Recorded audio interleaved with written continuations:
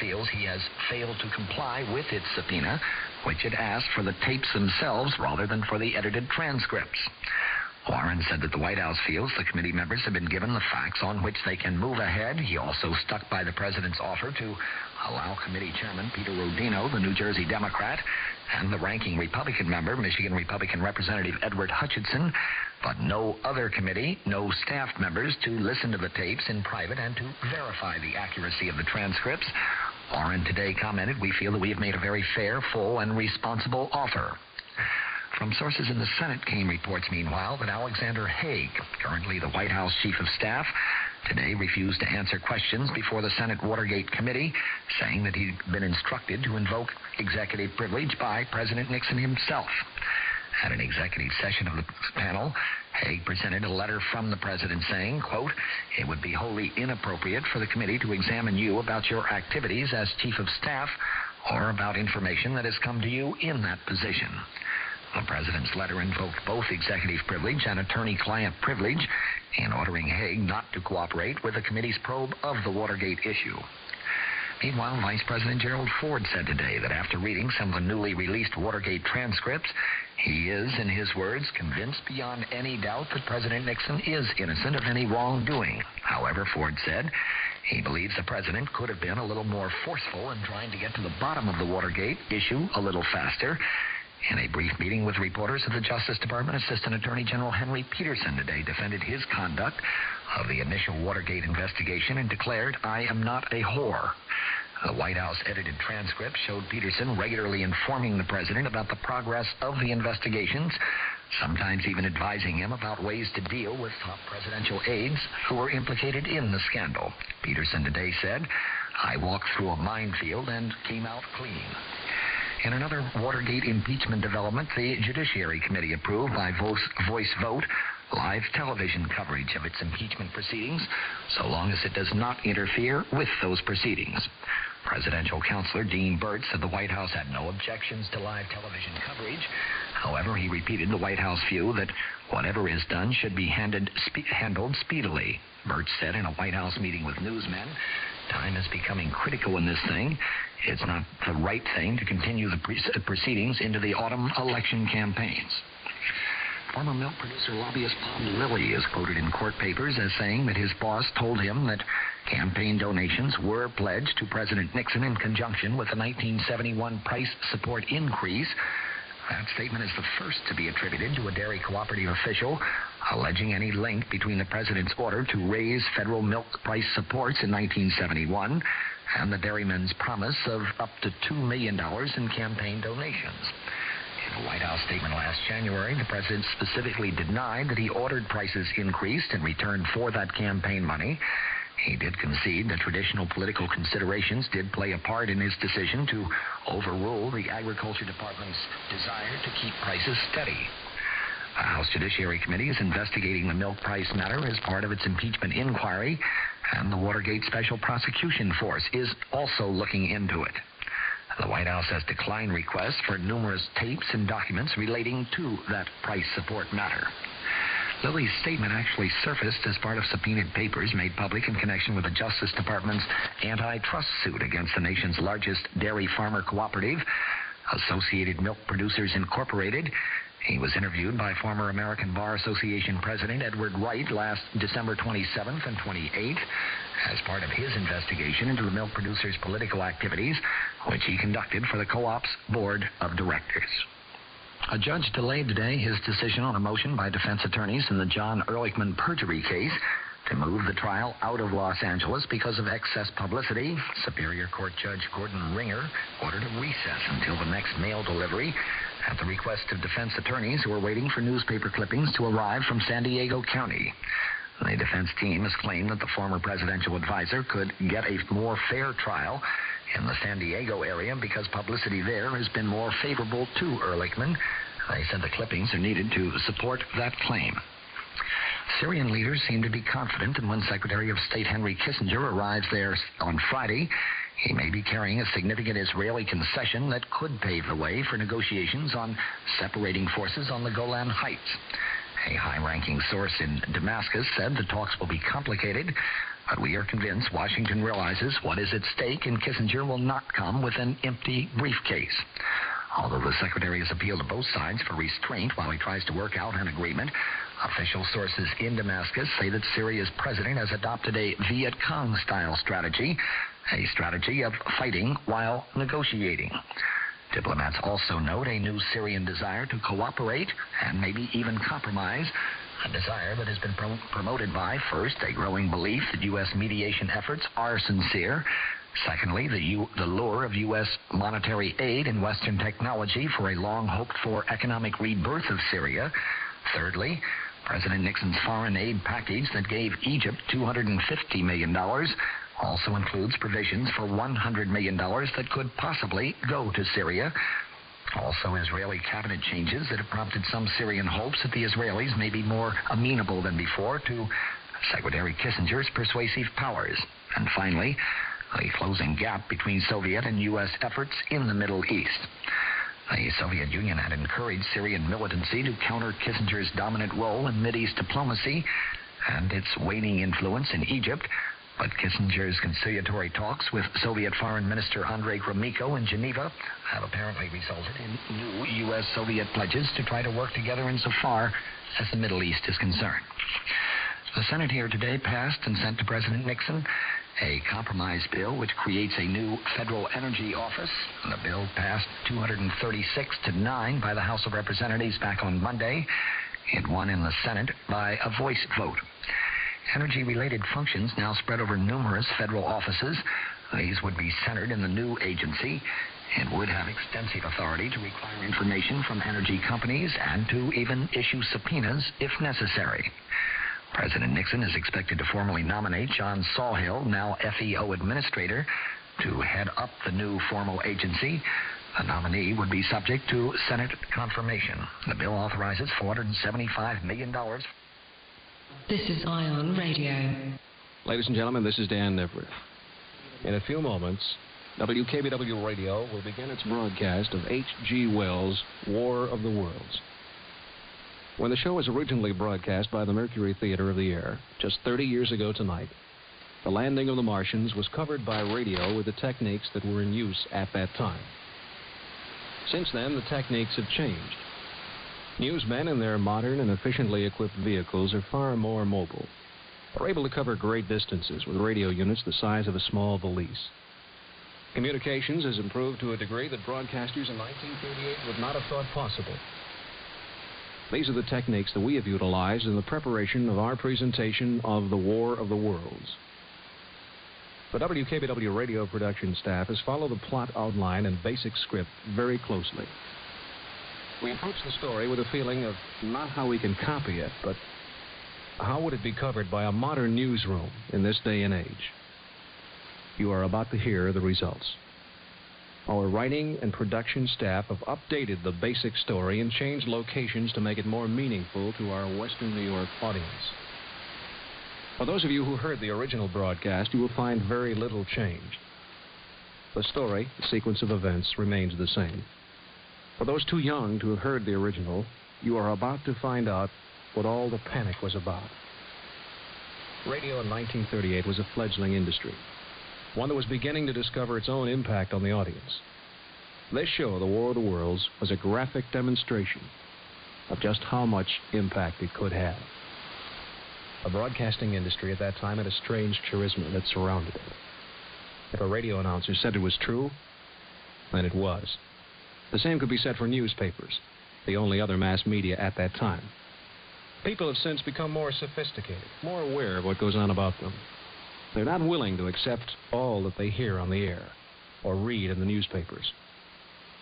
But place yourself in the position of a listener in 1938, and then you'll begin to grasp the import of what occurred. WKBW Radio has been promoting this show for the last 3 weeks, every hour, 24 hours a day.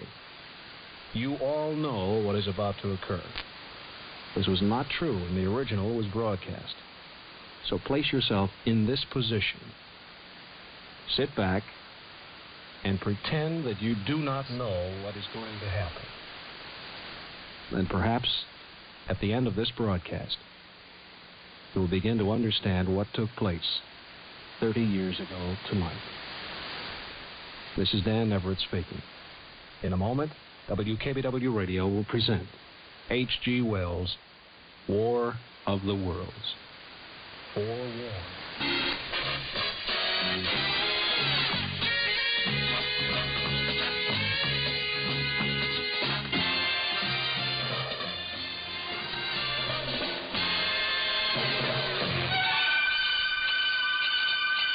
Stand by for news from the WKBW Total News Department.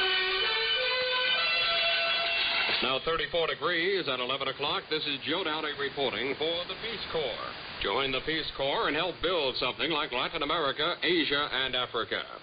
President Johnson has taken a big step on the road toward peace in Vietnam. Tonight he ordered a total bombing halt in North Vietnam. Mr. Johnson also announced that the Paris talks will be expanded to include the Saigon government and the political arm of the Viet Cong. Mr. Johnson made it clear that productive talks can continue only if Hanoi respects the DMZ and the communists stop shelling South Vietnamese cities. Vice President Hubert Humphrey in Newark, New Jersey, had this reaction to the news by President Johnson. The President has just addressed the nation. And, of course, it now appears that Hanoi has agreed to proceed with prompt and productive discussions. I fully support the action undertaken by the President, his order for the cessation of the bombing of the North, as I am sure the vast majority of the American people will support it. Now let us hope and pray that the negotiations in Paris will be able to move forward now towards an honorable and lasting settlement. Vice President Hubert Humphrey in Newark, New Jersey. The President emphasized that there still may be tough fighting ahead in Vietnam. There may well be very hard fighting ahead. Certainly there's going to be some very hard negotiating, because many difficult and critically important issues are still facing these negotiators. As the chief executive was speaking, communist rockets roared in on Saigon and Hue, leaving at least 31 persons dead. New York State's two top Republicans, Governor Rockefeller and Senator Javits, said they are very happy with the announcement of a bombing pause. Rocky turned the first patch of earth for a $600 million campus of the State University of New York at Buffalo today. $96 was taken by a lone bandit in a stick-up this evening at a service station at Main and High in Buffalo. And Lackawanna and Queen City Police are looking for a lone bandit who made off with an undetermined amount of money from a service station at the Anderson Ford used car lot in Lackawanna. In other news developments, Buffalo police arrested 6 juveniles this evening following a robbery attempt at Honig Jewelers, 1061 Broadway. The Buffalo Civil Rights Organization BUILD has called for the decentralization of Queen City public schools.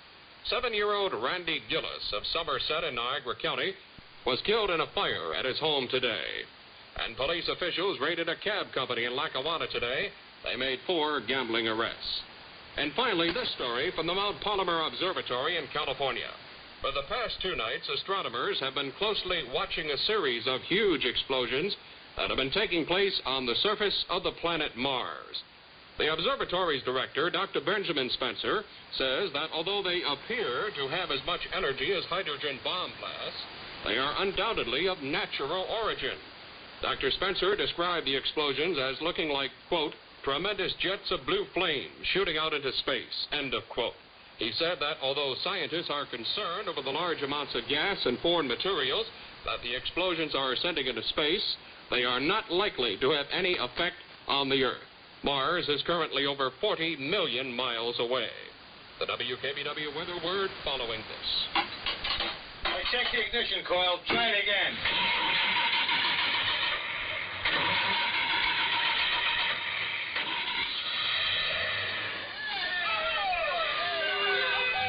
Want to start something?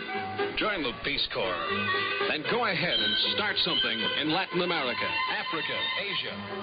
The Peace Corps. The Buffalo weather, clear and chilly tonight, low in the mid-30s, down to the frost level in some rural areas. Mostly sunny and warmer tomorrow, high 60 to 65. Fair and not as cool tomorrow night, low in the 40s. The outlook for Saturday, increasing clouds and warmer. Present Buffalo temperature now 34. KB Total News has been brought to you by the Peace Corps. Join the Peace Corps and help build something like Latin America, Asia, and Africa. This is Joe Downey reporting. Here, KB Total News on the hour and half hour, 24 hours a day. Welcome back to music on the Sandy Beach Radio Show on Halloween night. It's 11:05. Did you hear that story on Joe Downey's newscast about the explosions on Mars? It said they look like giant blue flames. And I was just thinking, wouldn't it be wild if this was a big publicity stunt for the gas company? Listen now to the sound of the Turtles on KB, baby. You gotta think about you. I just can't live without you. I really want you ever nor near me. Your looks intoxicate me. Even though your folks hate me, there's no one like you ever nor near me.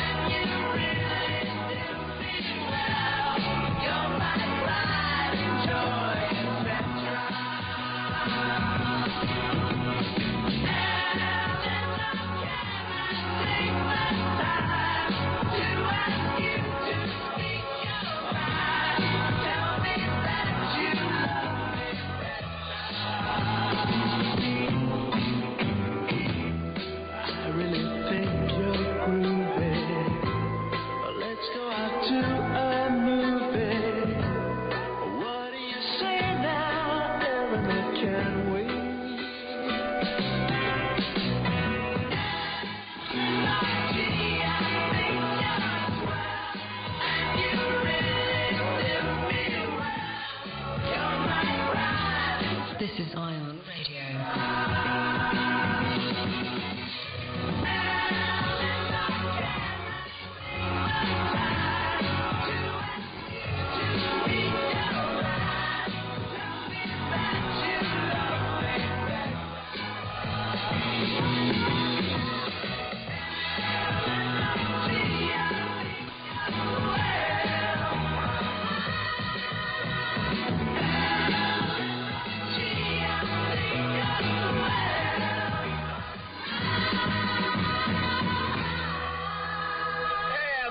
Turtles on Halloween night at the radio with Sandy Beach on KB, baby. From Buffalo, New York, 1520 on your radio dial. We made all of our preparations for Halloween night because tonight we only have an hour left. But my wife was digging the trench when I left, and I sharpened up the bamboo spikes. And we're waiting for little Paul, the monster kid of our neighborhood, to come over for candy. Here's the announcement you've all been waiting for. Hurry and save better than $30 on a fantastic 8-track stereo tape player. One Stop Tape Center, 1133 Main Street, will sell you this incredible 8-track stereo player for only $49.95, a savings of more than $30.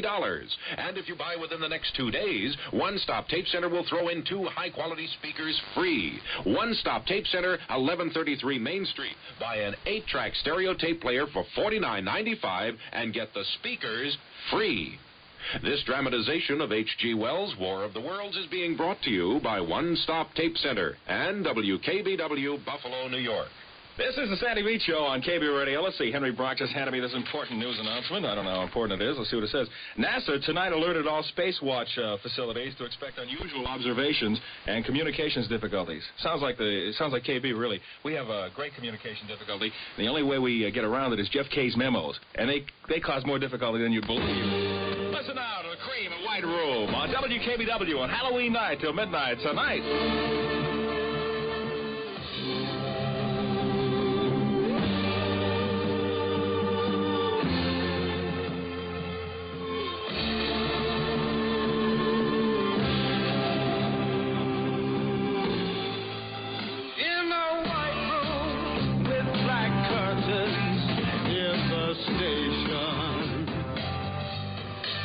Black roof country, no gold pavements, tired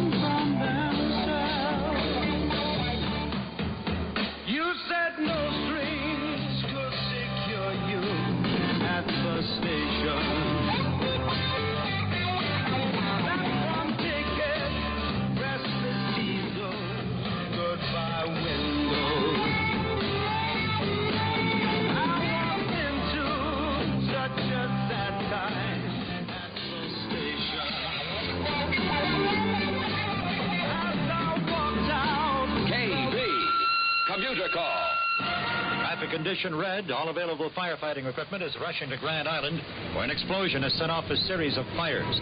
Traffic on the Grand Island bridges has been halted. All onlookers and motorists are asked to stay clear of the area. That's traffic condition red on Grand Island.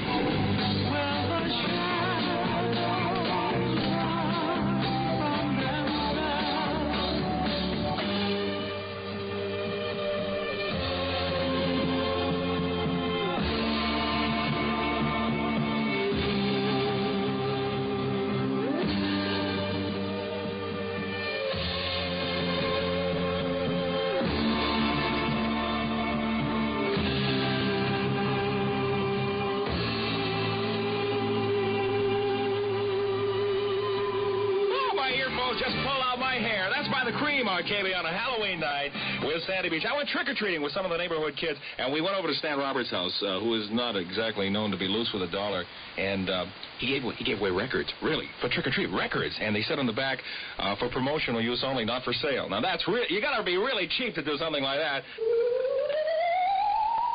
Buy a Monster from AM&A Shoe Departments and save $3. You save on this season's most popular shoes, Monster shoes. The shoes that cost your friends $16 are AM&A sale priced at $13. AM&A's Monsters, otherwise known as Capers by Denim. They're trimmed with hardware, come in rich antique leather with great rounded toes and clunky heels. Monster shoes. They were $16. You'll get them for $13, a big $3 savings when you buy from AM&A Shoe Departments, downtown and suburban stores. This dramatization of H.G. Wells' War of the Worlds is being brought to you by AM&A's and WKBW Radio, Buffalo, New York. Oh, let's go. Come on, here we go. Now radio comes alive. You're listening to KB. Oh, sing it out, KB. What a voice. A deep voice came in here and said, KB. Let's see, I've been asked by our news department not to call KB News, really, because we have a pay station in there by the time they get that door open. No, a lot of people have been calling regarding the Mars thing with the sunspots and all that jazz, but I have been advised by our newsmen that they cannot handle the load. Really, Henry Brock has enough time getting out of bed. Don't call the news department anymore, okay, please. We are contacting someone at the Niagara University Observatory, and we'll give you the complete story as it occurs. But do not call the KB News department. Right now, listen to the... that a large meteor has smashed in on the ground along the East River Road on Grand Island, setting off a series of fires. Several lives have been lost. KB Total News Director Don Lancer on the way to the scene. Repeating, a large meteor is reported to have smashed into the ground on Grand Island, killing several people and touching off a series of fires. This has been a KB Total News Bulletin. Full details of KB Total News straight down the line on the half hour.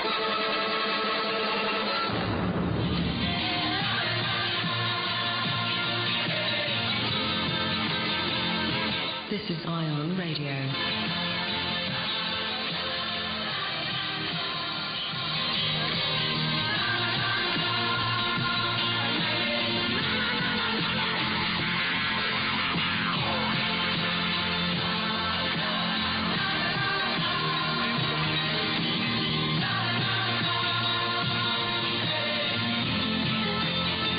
To WKBW Radio at 1520 from Buffalo, New York. Apparently, this meteor is far more serious than I or anybody else first suspected. Several people have been killed in the Grand Island area. We would advise you not to drive out there, no matter, any time something along this line or a fire or anything else happens. There's always spectators and onlookers.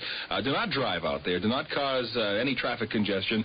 As far as we know, the fire department and everything will be on their way out there. So please, do not clog up the highways by going out there and seeing something, or perhaps not seeing anything at all. Stay away from the area. We would advise you to do this.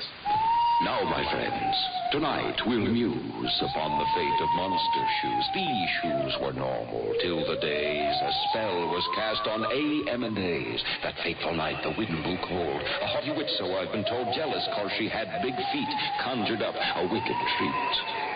13 bungle shoes! I cast my spell upon all shoes! She shook her broom, and with that fray, shoes became monsters at AM&A's. They grew clunky heels and great rounded toes of genuine leather, and everyone knows she finished the spell with 3 hoots and 10 hollers. The price... 13. Most unlucky dollars. But what was this? The spell went wrong. Buyers kept coming. They came by the throng. For $13, these shoes are great. Cried the buyers. The witch collapsed with hate. And so, to this day, these shoes are sold at A&A's, or so I'm told. For $13, they make stylish news. They're at A&A's. They're monster shoes. This dramatization of H.G. Wells' War of the Worlds is being brought to you by AM&A's and WKBW Radio, Buffalo, New York. Just another reminder not to call WKBW News. We're checking out the reports of the stories from Grand Island. Do not call the news department because we're flooded with calls here at WKBW. I guess we might as well play a record while they check. Just a second. Hold that record a second, Dan. Here's Henry Brock from the KB News Department with a late word. All available firefighting equipment is at the scene on Grand Island, where it's been verified that a very large meteor has crashed into the ground in the vicinity of Grand Island Boulevard. Several persons are reported to have been killed, although reports and details are still sketchy. KB Total News Director Don Lancer is on his way to the scene. Well, this is Buffy St. Marie. Seems a little frivolous at this time, but I'm going to be a country girl again.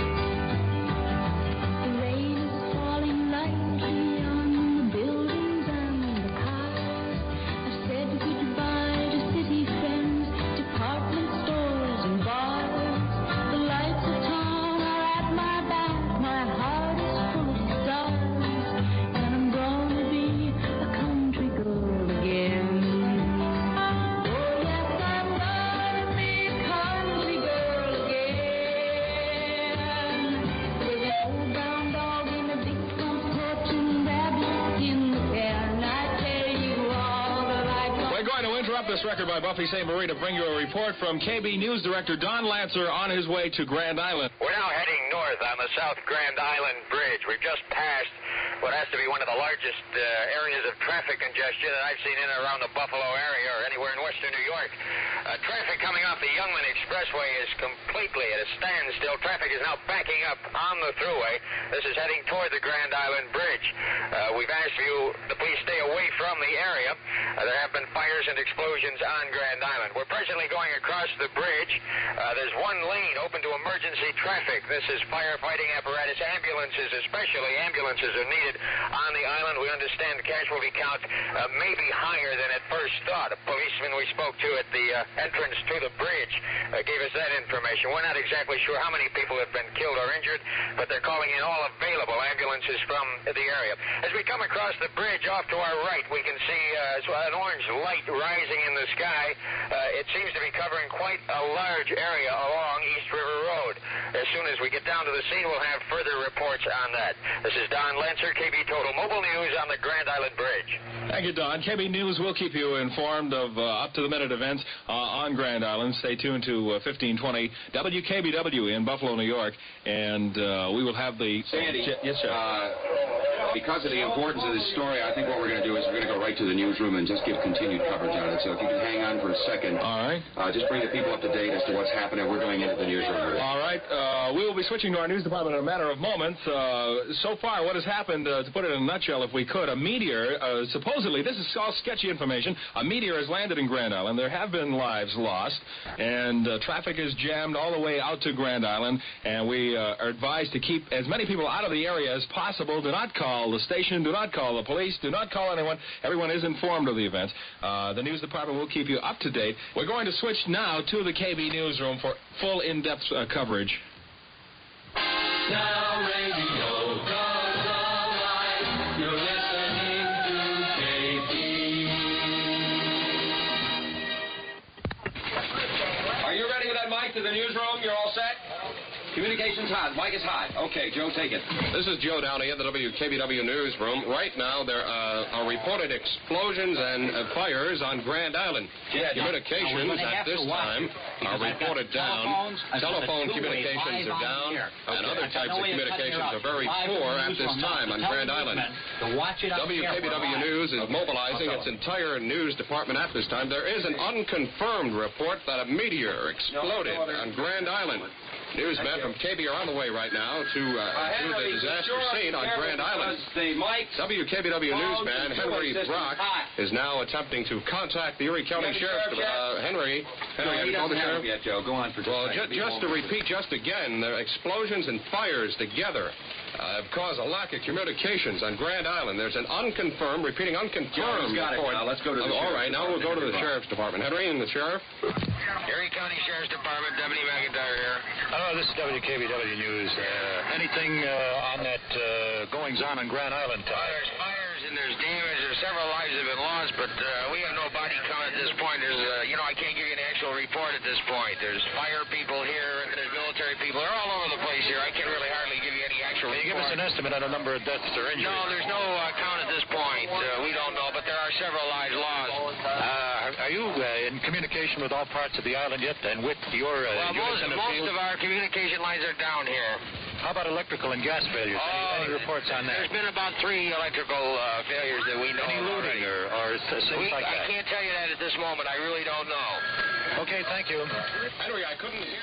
I don't think the monitors were up loud enough. What's the story at the Sheriff's Department, Henry? Well, obviously, the Erie County Sheriff's Department is up to its neck in work, trying to get information from that general area. Henry, and right now, Jim Fagan on the two-way. Okay, Jeff, thank you. 393-2586, Jim Fagan. Go ahead, Hank.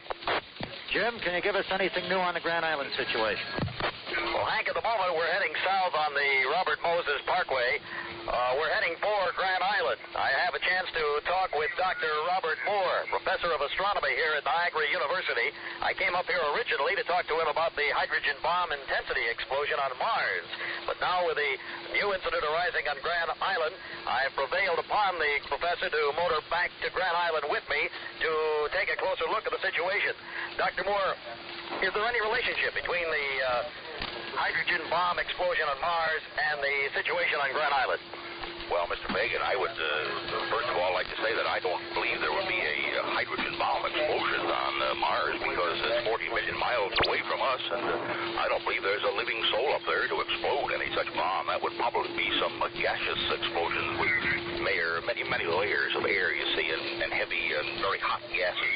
But I'm very anxious to see this explosion on Grand Island. I'm just amazed at what's going on over there, and certainly I'm as anxious as you to see this, and I'll have a lot more to say after I have a chance to examine these things. Dr. Moore, can you tell us if that was an extraterrestrial body that landed on the island? I would think not, sir, at the moment. As I say, I have not as yet seen what has happened on the island. We're going to be getting there in a few minutes, but certainly it's possible. But I would doubt it. That would be just my candid opinion before I have seen it. Would you say it was a meteor? Yes, that's very possible. There are many meteors that have landed on various parts of the Earth in the past many years, and this could possibly be just one of them. Do you think there were more than one? Well, certainly with the explosions that I'm hearing about, it's very possible there could be several of them, yes. Okay, Doctor, thank you very much. Hank, as we're heading south on the expressway, what's the story now on Grand Island? Do you have any more information yourself?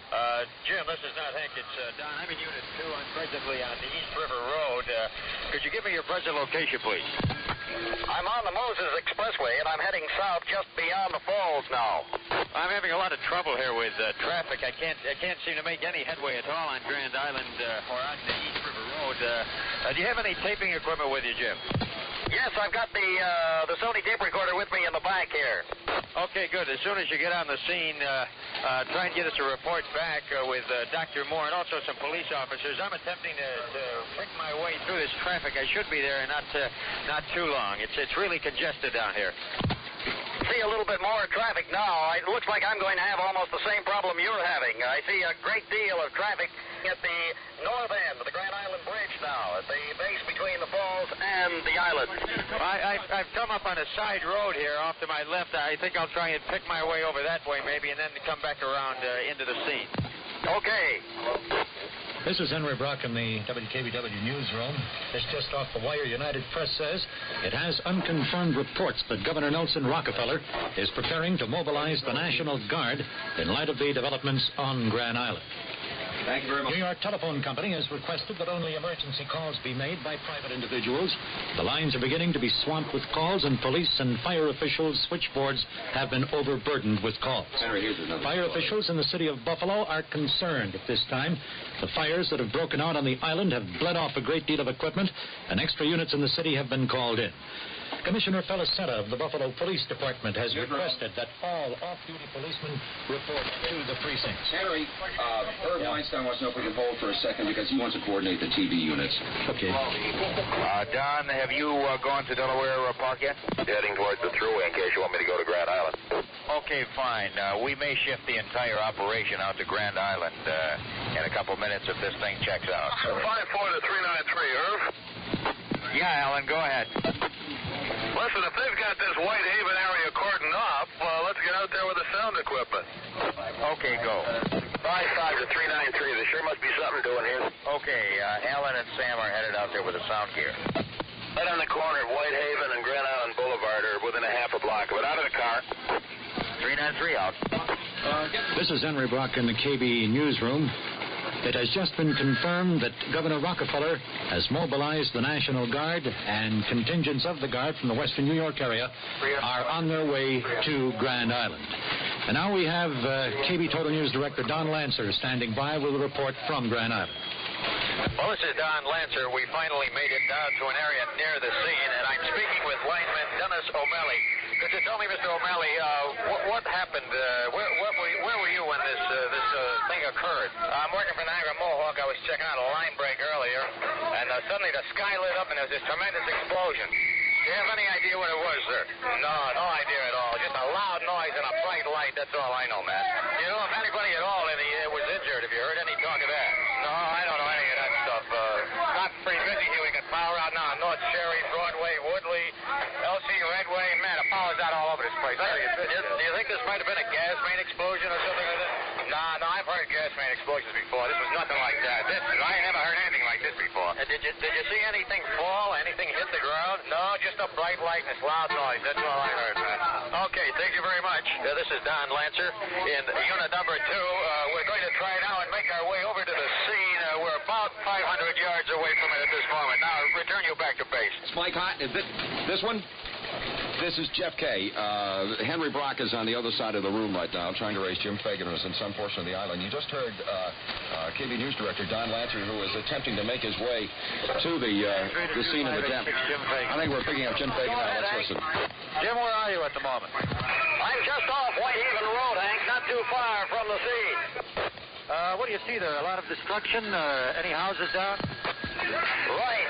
Several houses have been leveled to the ground, and I can see ambulances. There are about 3 or 4 ambulances on the scene that I can see. The attendants and the medics in these ambulances are now treating several of the people who have been injured here. I counted about 20 persons injured here at the scene. What do you got? You got walking injuries or real bad ones? Hank, these people are badly crippled as a result of the injuries they've received. Several people are unable to walk at all, and I see a number of people bleeding about the face. How about fire? Any destruction from fire? Fire's burning at the moment. I'm sorry I didn't catch your last message, Hank. Are there any fires in the area at the moment? Several blazing all about. We see about 5 or 6 fires in the one immediate area that I can look to my right. And total news, sir. Going out. Now, Jim, what about, there are parts of a crater up there. Have you seen it, or can you see it from where you are on your way up there? I was able to make my way to the scene with the professor, and then he and I were separated. I did manage to see some sort of a gigantic hole in the ground. I can't see any more than that. The police kept pushing us back. They've got some sort of a fence around the whole area, and they are just not allowing any of us to get too close. Go on, I'm on my way. Okay, Jim, 393 out. Jim Fagan on the island, and apparently our worst fears have been realized with respect to property damage and personal injury. We understand now, we have a confirmed call that the National Guard is on their way on the Niagara Thruway. Don Lancer is on the island. I believe he's trying to pick us up now. I think that was Don coming in. At any rate, the National Guard is on the way to the National... That is Don. Let me turn you over to Henry Brock. Come in, Don. You're on live. You're on. Yes, Henry. It's not a meteor, Henry. I'm standing on the edge of the crater right now, and I can look down into it, and there are clouds of white, hot piece of what looks like some sort of a metallic cylindrical object. It's a very large object that's lying in the bottom of this crater. Thus far, there's been no one around that I've been able to... This is Ion Radio. See, it's hot, intense heat around this crater at the present moment, and I just don't... I can't describe it very well. I can't describe it all that well. Perhaps you can hear the sound that's coming from the crater. It's a pulsating sound. It's a high-pitched sound. I don't know exactly what it is at all. I don't know. I haven't got any idea. The edge is move back. What? The edge is... Sir, would you move back, please? Okay, I'm going to have to move back now. I'm going to have to... 393 to 2586, Don Lancer. Don, are you all right? Are you able to get him? This is 393 to 2586. Don Lancer, come in, please. Can you pick him up? 393 to 2586, Don Lancer. Are you all right? If you hear me, answer, please. Henry, try Jim Fagan. If you can't get him, this is 393 to 2587, Jim Fagan. 393 to 2587. Can you get Jim him? Fagan. No, I can't.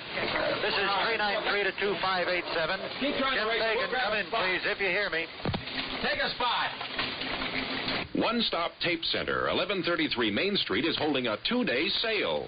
Starting tomorrow and for 2 days only, you can buy an 8-track stereo tape player for only $49.95. You save better than $30. And to help you get going on a great tape collection, One Stop Tape Center is offering $2 off on any tape cartridges in the store. Now remember, that's for 2 days only, starting tomorrow at One Stop Tape Center, 1133 Main Street. And as a fantastic plus to this 2-day special, when you buy the incredible 8-track stereo player for just $49.95, One Stop Tape Center will give you 2 high-quality speakers for your car free. That's right, free. But the quantity of speakers is limited, and they're going strictly on a first-come, first-served basis. So act fast and take advantage of this bargain. Starting tomorrow, and for 2 days only, you can buy an 8-track stereo player for just $49.95, a savings of better than $30, and get the speakers free. One Stop Tape Center, 1133 Main Street. This dramatization of H.G. Wells' War of the Worlds is being brought to you by One Stop Tape Center and WKBW Buffalo, New York. 393 to 2586, Jim Fagan. I can hear you, Hank. Go ahead. Jim, what the hell happened to Don? Hank, I'm at the opposite end of the crater from Don. I can see him from where I am. Don met with a little bit of an accident, but he seems to be okay. He was standing a little bit too close to the crater, apparently. He was on the lip of the crater when it suddenly gave way. Don fell about halfway down, but managed to recover himself, and now is back up on top okay. He made it under his own power. He appears to be a little bit shaken up, but other than that, he's okay. He's talking with a few troopers just on the other side of the crater from where I am. But, Jim, we still don't know what hit. What was it, a meteor? Have no idea. Apparently it's not a meteor, Hank, from what we can make out. This thing hit with such impact that it really got things rolling here. This is what apparently touched it all off. The fires, the broken gas mains, and what have you here on the island, as well as the numerous injuries. This thing hit with one hell of an impact. What was it? It sounds like space debris. Was it space debris? This thing is intact from what we can make out here at the scene. There's a lot of white heat coming out of there deep in the crater, but from what we can make out, this thing is intact. You can hear the noise. Listen to this thing. Can you hear it, Hank? Yeah, I can hear it all right, Jim. Well, what do you think it is, a booster? I don't think so, Hank, but I'm not sure. I can't honestly say that it is a booster. This thing is cone-shaped. It's got a white metal casing, but as I said before, it appears to be intact, and it's giving off this weird sound. Well, let's try to find out. Is there anybody there with you? Anybody from the military or from the other authority? We've got several military, we've got city, we've got county officials. They're all over the place. Police are now talking with them all around the edge of the crater. But no one has said anything at this time. They claim it's a little bit too early to say anything. Lancer to Brock. Henry, do you read? Come in, Henry. Do you read? I read you loud and clear, Don. This is Jeff, not Henry. How are you? Are you okay? Are you all right? For the most part, Jeff, I am. Yes. What happened was I fell down in the crater. I got about halfway down in there. I slipped on the edge. The lip of this crater is so soft that I just slipped and tumbled halfway down it, but I did manage to get back up. I've got a few burns, but I don't think they're that serious. They don't hurt that much. There's an awful lot of smoke coming out of this thing, and it's choking me up a bit. When I was down there, I did manage to see quite a bit. This is a very bright metallic object. There's a sheen to it. It's not shiny like silver or anything like that, but there's definitely a sheen to it. There are no markings that I can see at all. Very smooth. No interruptions of lines at all in it. It's just a smooth object. Part of it's buried beneath the surface, probably maybe the major portion of it, but there is a goodly portion on top in the bottom of the crater. An awful lot of smoke down here. I see Jim on the other side of the crater. Come in, Jim. Do you read? I read you, Don. Go ahead. Are you all right? Yeah, Jim, I think so. For the most part, as I was just telling him back at base, I've got a few burns here, and a state trooper I was just talking to was going to have a medic come up here and look at it, but it's not that bad. That's good. I spent the last few minutes here trying to get some sort of a comment or two from the military officials surrounding this thing, but no one wants to say anything. I tried to worm a comment or two on one when he remained very tight-lipped. I don't imagine anybody really wants to commit themselves at this time. Well, boy, all I can say is they're going to have to commit themselves pretty soon because this damn thing sure isn't a meteor. I can see it a little better now, Don, from where I am, thanks to the lights. The lights are really pouring in on it now. Do you see the crack? Are you able to see the crack? No, what crack? No, there's no crack on this side. It's perfectly smooth over here. But there's a crack definitely on this side. That's easily determined at this point. I can see several cables or something coming out of that crack. There are 2 or 3 cables anyway. I can't see anything, Jim. Can you describe a little more detail? My God, Don, there's something crawling out of the top of this thing. Something or someone. I can see 2 discs of some sort. They're eyes. They appear to be eyes. It might well be a face for all I know. Something's wiggling out of this capsule. Wait a minute.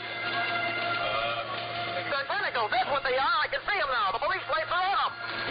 This thing is large. The body glistens like it's soaking wet.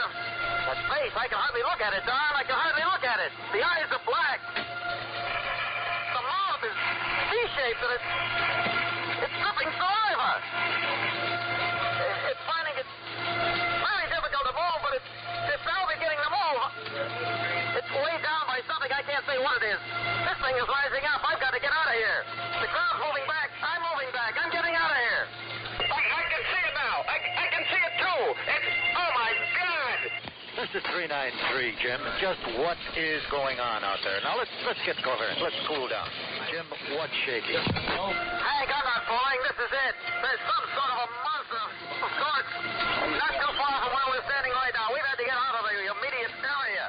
We're moving back as far back as we can possibly move. Jim, can't you get to Professor Moore so we can get some facts on this thing? Hank, I tried to talk the professor out of moving up, but he managed to talk some Army lieutenant into approaching this thing. The lieutenant himself is carrying some sort of a pole, and this pole is a white handkerchief. And he and the professor are now approaching this monster of... Good God almighty, they've been hit with some sort of a red beam. They burst into flames. The professor, the lieutenant. We're getting out of here. We got to get out of here. The red beam is going all over the place, picking off people. One by one, the bodies are all over the place. 393 to Jim Fagan. Just what is going on out there? Jim, come in, Jim. What's going on? Hey, this is Don. I'm on the other side of the crater. I can see Jim from where I'm standing. He's running away. What has happened is this thing has shot out a laser-type beam, and it's killing people right and left. People are now stampeding over one another, trying to get out of its way. It's climbed down onto the side of the crater, and it's starting to come up over the top on the other side. I can see that beam shooting all over. It's a red beam, and the people are bursting into flame instantly. That's got Jim. Oh no, it's got Jim. Oh, it's got Jim. I'm going to run over and see if I can help him out to see what happened. You're going over to help him, is that right? You're going over to help Jim, is that right? The way here you are. That's right, Henry. I'm going over to see if I can do something for him. I don't know how badly he's hurt. You're going over. Tell him to get out of there. Don't let him go help Jim. Tell him, get back. Get go, Don. Get out of that area. Hank, you want me to move back? I want to go over and see if I can help Jim. Don, this is Jeff. Forget about Jim. If he's been zapped, just forget about him. Get back away and stay as safe as you can. Keep close contact. We understand that the Army is on the way out there. We'll be handling it from here. Stay in tight communication. Do you read me? Do you read me over? Shouldn't I go over to Jim? Forget it, man. Get back out and stay out of the way. All right, I read. I'm moving back. Henry, pick it up and fill it for enough time for Don to get established out there. This is Henry Brock in the KB newsroom. KB Total It's News. been reported that a spaceship has landed on Grand Island. That's a confirmed report. It's believed that the extraterrestrial beings in that vehicle are Martians. KB Total News still has Don Lancer on the island. And we have late word that a command post has been established by the National Guard on the island. Henry, martial law in Erie and Niagara County has also been rumored to be established. There have been rumored landings, though unconfirmed, of some more capsules in Toronto, Oshawa, Erie, Pittsburgh, the Finger Lakes area, Bradford, and in Dunkirk. Henry, I have a guy on the phone right now, Constable Petrie from the Ontario Provincial Police right at the moment. Constable Petrie, you say that you have a report. You do. You do have a report. And where is it coming from? From in the Oshawa vicinity. You got 2 raccoon hunters in Oshawa who are out hunting late at night. They discovered the capsule in the swamp. Has it opened yet? Is there any sign of any activity around it? There hasn't been. And what action are the Canadian authorities taking? I see. They are going on the way. There's nobody been hurt as yet. No injuries in that particular area. How about the Toronto landings? You have no confirmed reports on that yet. I see. Okay, thanks very much, Constable Petrie. A report from a constable in the Ontario Provincial Police that a couple of hunters spotted a capsule in the swampy area up there while they were out hunting. And military authorities are on their way to clear that up. Here's a couple of other things. You mentioned the martial law, right? That's a confirmed report from the governor. This bit about the explosions on Mars. You want to take that and I'll grab the phone. Yeah, these explosions on Mars are believed to be associated with the landings on Grand Island and in other areas of the country, but there is no scientific confirmation. Okay. We've just gotten word that Don Lancer has made his way to a sheriff's command post on Grand Island. Henry, should be ready to 46 report dead on the island right now. Just a few moments. Jeff Kay says that we have a confirmed report that there have been 46 persons wiped out on Grand Island as of this time. Niagara Air Force Base, we understand, has been put on alert. They're already scrambling aircraft, both to check out the landing in Grand Island and to provide some air support for them, in addition to trying to get some people down to these other areas where the landings have been spotted, where they're all within our flight range, so that we may have some confirmed reports from Niagara in just a very short time. We understand that Don Lancer is about ready to file a report from the island, and we switch now to Don Lancer. Well, all right. Now we've finally had a few seconds to get ourselves oriented here, and I've managed to get to what I consider to be a safe distance away from the crater. At the present moment, troops have been moved up about maybe 200 all told. They're ringing the crater at a safe distance, maybe 100 yards away from it. And overhead, a lot of jets have been flying back and forth. There's a helicopter that's been hovering, stationed itself off to my right above a clump of trees, not directly over the crater itself. Earlier, the creature that had come out stopped about maybe 100 yards away from the edge of the capsule and suddenly went back in. The capsule is still open. At least it was open when I was up there maybe 5 minutes ago, and I don't think it's closed yet. Wait a minute. There's one jet that seems to be making a pass. It's coming in low now. It's fired a rocket. There's a terrific explosion in the crater. Smoke is billowing up at heat. It is intense. I can see flames flickering from here. Apparently that rocket pass has done absolutely no good. You can still hear the sound, I think. I can hear it from here, and it's still just as loud as it has been since we first got here. Here comes another jet, another pass being made. 2 more rockets have been fired into the crater. Another terrific explosion with smoke billowing sky high. It doesn't seem to have done anything at all to this thing in the crater. There's no sign of life. Wait, there's some activity. There's something going on. Here comes. It looks like a bowl, a silver bowl, turned upside down, with long. long, thin legs on it. It's rising into the air. It's huge. It's about 50 feet in the air. Well, what is this thing, Don? Can you describe it, a little more detail on it? What is it? Henry, the only thing that I can tell you is it looks like a flying saucer with long, stilty legs, and it's moving at a fantastic rate.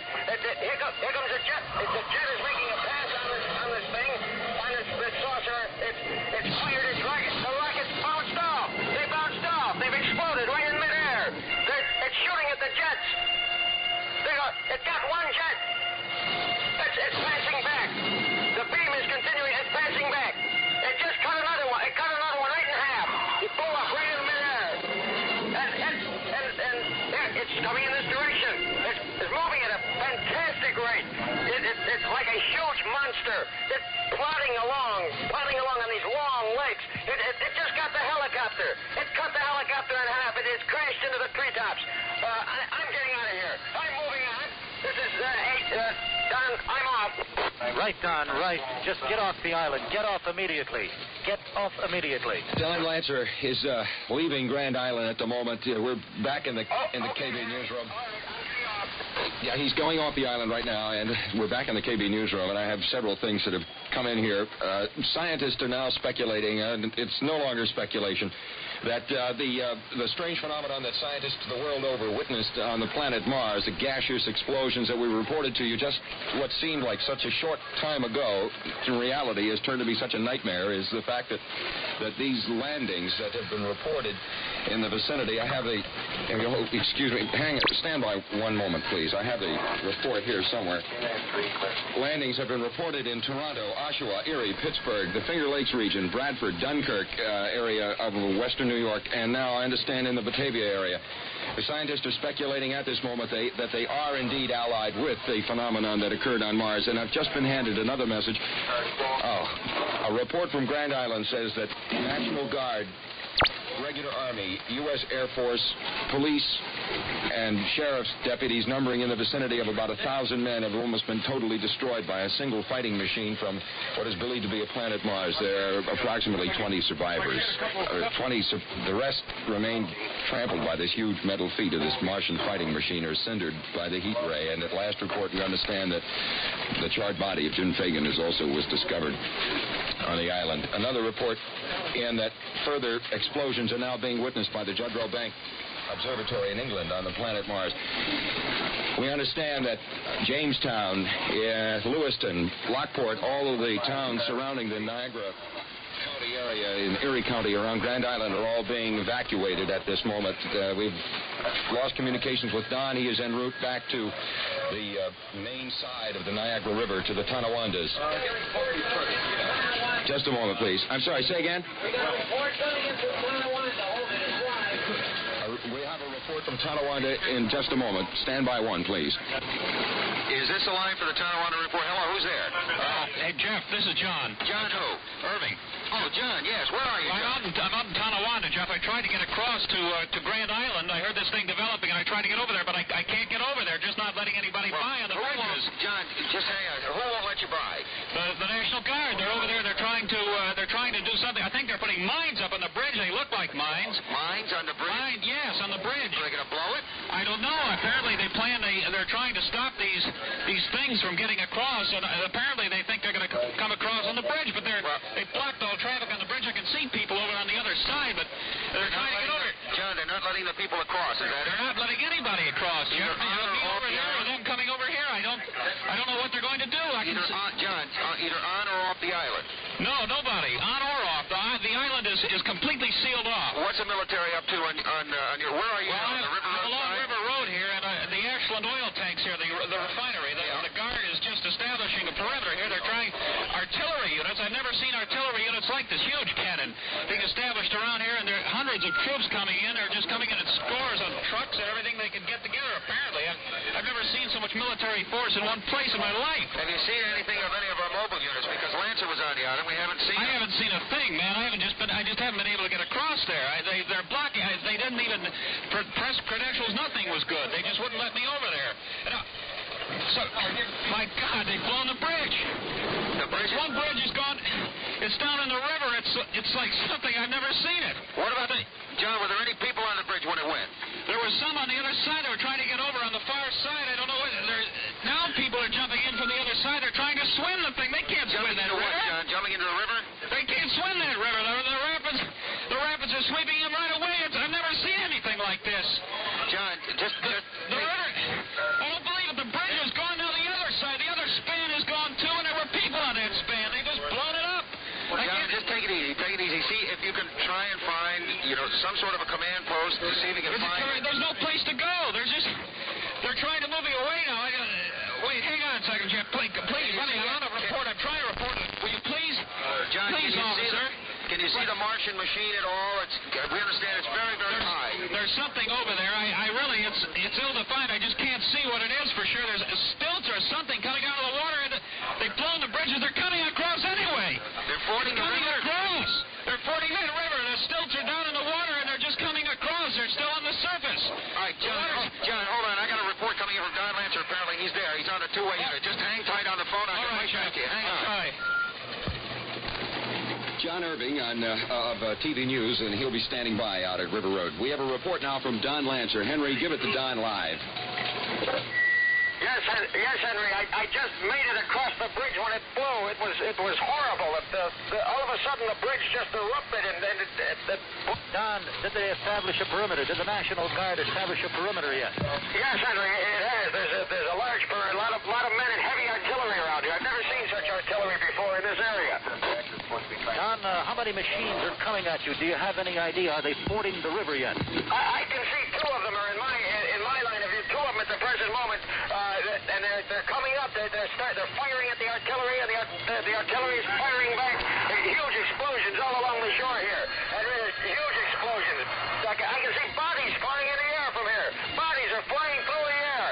There's another machine. I can see another one. Now that they're joining forces right up here in the front of the refinery. They haven't quite gotten in yet. There's a total of three machines here. They're coming into the refinery. The artillery is now turned around from its perimeter. We barely got one. We got one. It's down. It's down. The other. We got it. It's down. Artillery blasted it. It just settled down very slowly. The other two have joined it. And now they're emitting some sort of a smoke screen. It looks like from here. They're not very far away from me. It's thick black smoke. It's about as tall as a man. It's starting to encompass the entire area. The smoke is coming from these things, and the artillery, the weapons are still. They're continuing to fire into the center, into where these three machines are located. The smoke cloud is now coming toward me, Henry. My God, there's a man falling. It's not smoke. It's gas. It's gas. 393 to Don Lancer. Come in, Don Lancer. What you are listening to is a dramatization of H.G. Wells' War of the Worlds on WKBW Radio at 1520 on your Buffalo dial. I repeat, it is a dramatization. It is a play.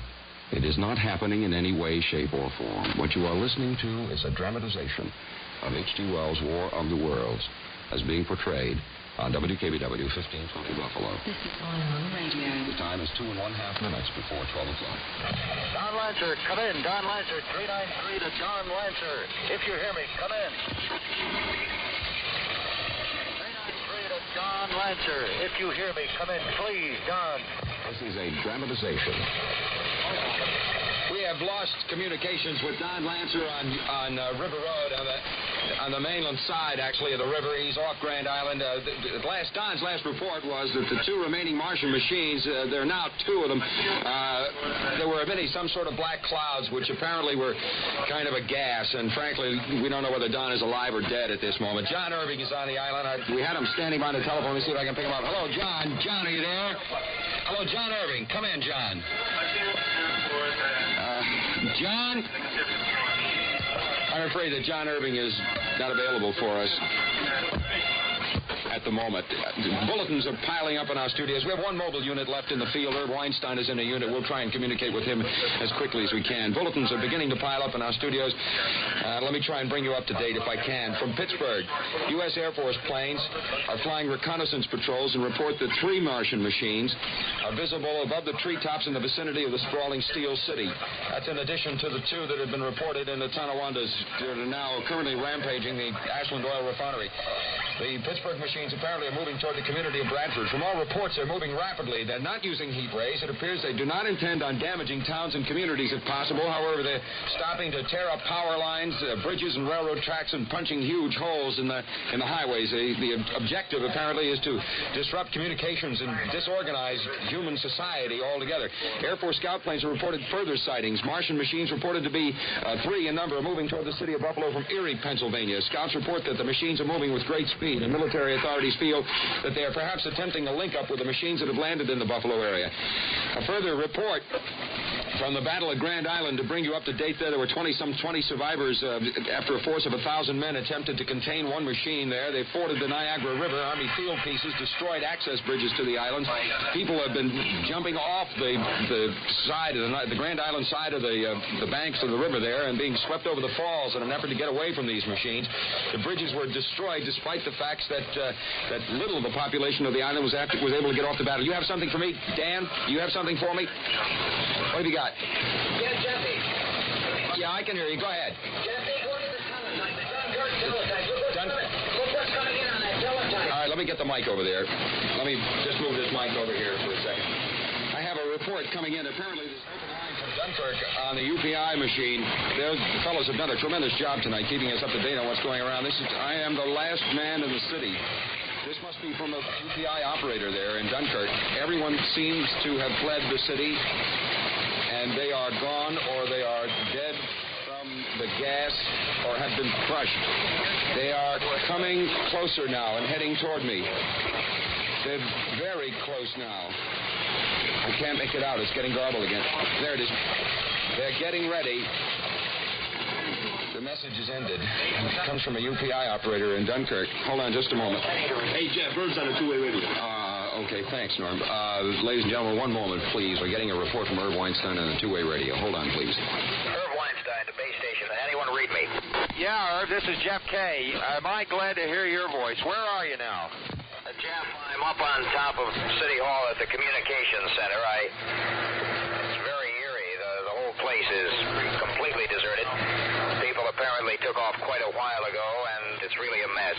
Yeah, I can well understand. There's only 2 people here at the studio left, just myself and Norm Schrutt, and he's heading home to his family, and you and I are it. You're the last guy out in the field.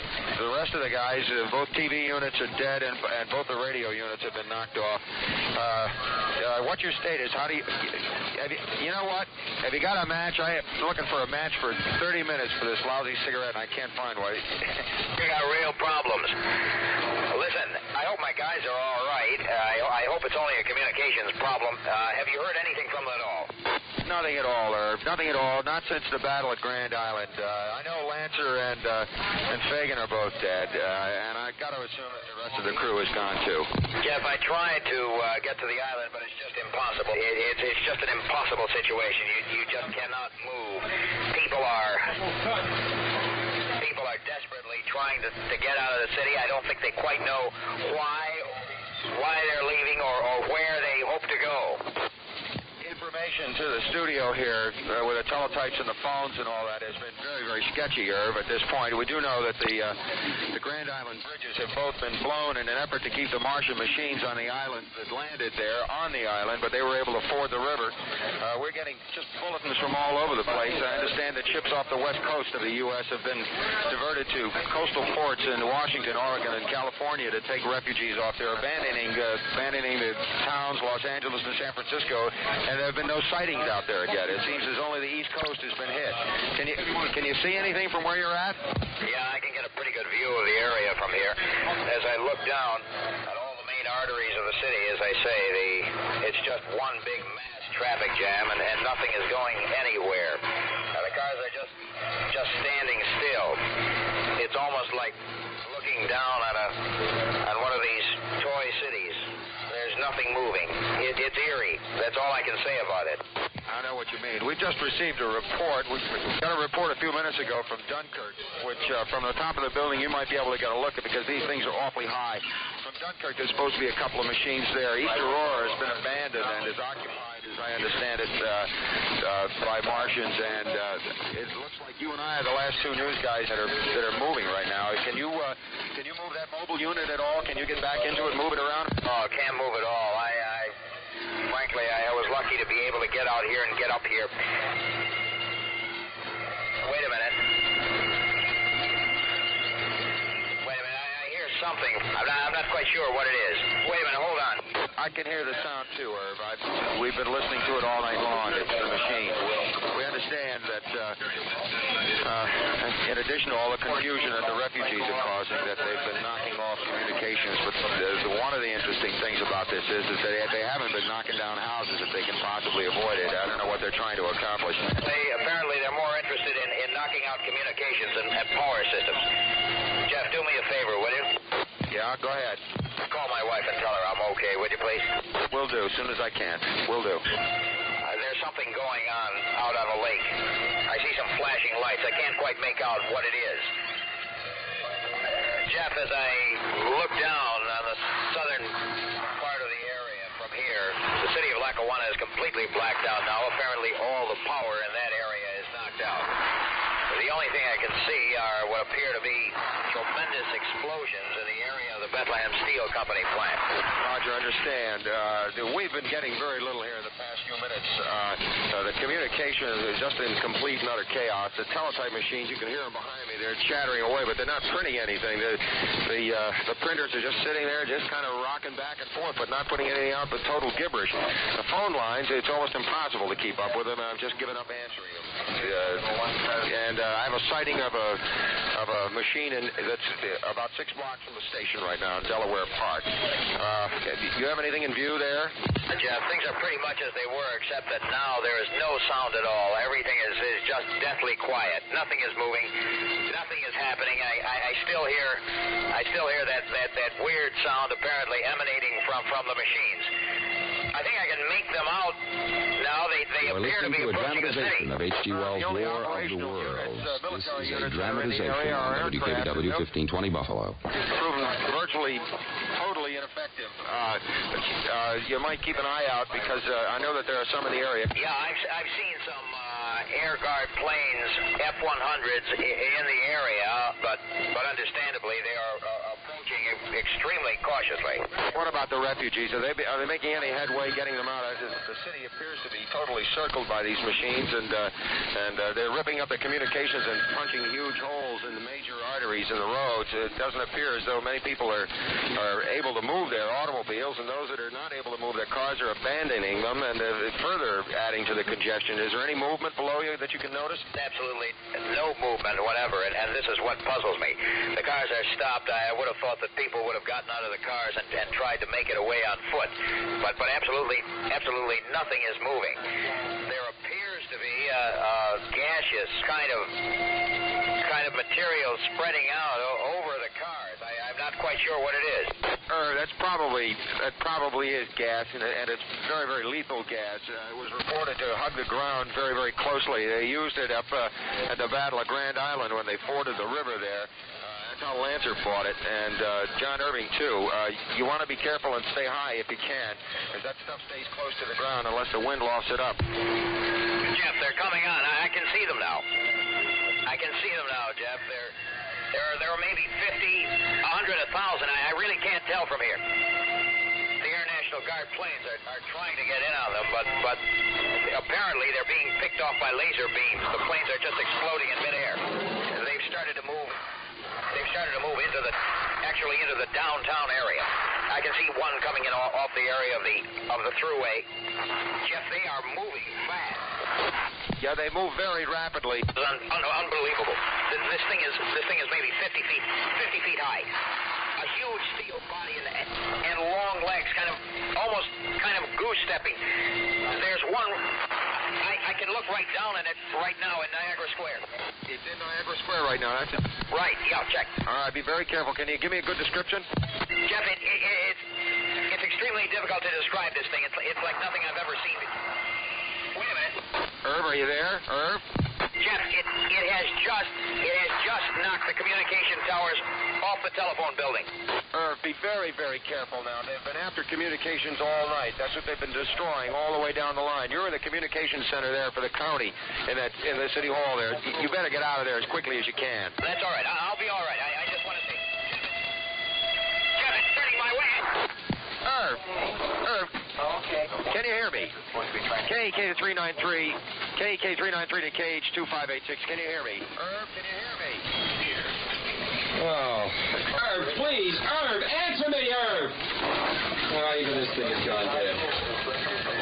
Weinstein is out, and I'm out, and I guess I'm the only one. KB News. You want to talk to who? Let's talk to Irv Weinstein. He's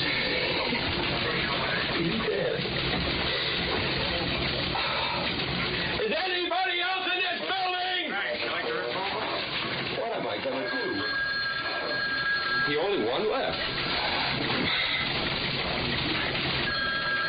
I wonder if anybody's listening. I wonder if anybody's got a radio that's operating. The transistor. And take this mic and... We'll go outside. That's what I'll do. I'll go outside. Get this thing unhooked from the stand. Lights don't dead. They're all dead. What the hell am I going to do? I'll go outside. All right. Get yourself together, Kitty. Go outside.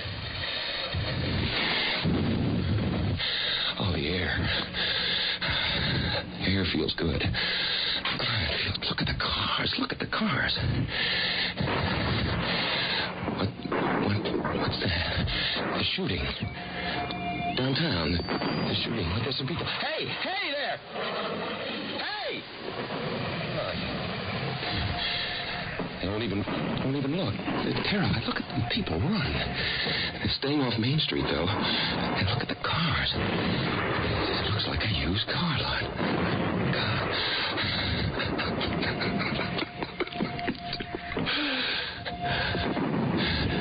I can hear it. They're shooting down there. Oh, what a good it'll do. I can see the smoke. The lights on Main Street seem to be going out one by one. It's as though a giant hand were just turning them out one by one, and moving up this way. Oh, it's the smoke. The smoke. It's obscuring.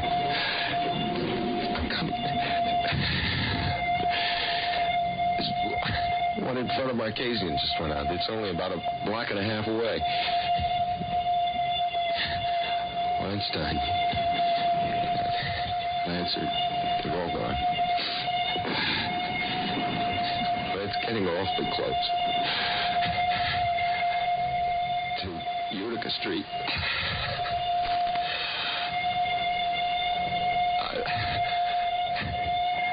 I don't want to. The lights. They're all... lights are all going out.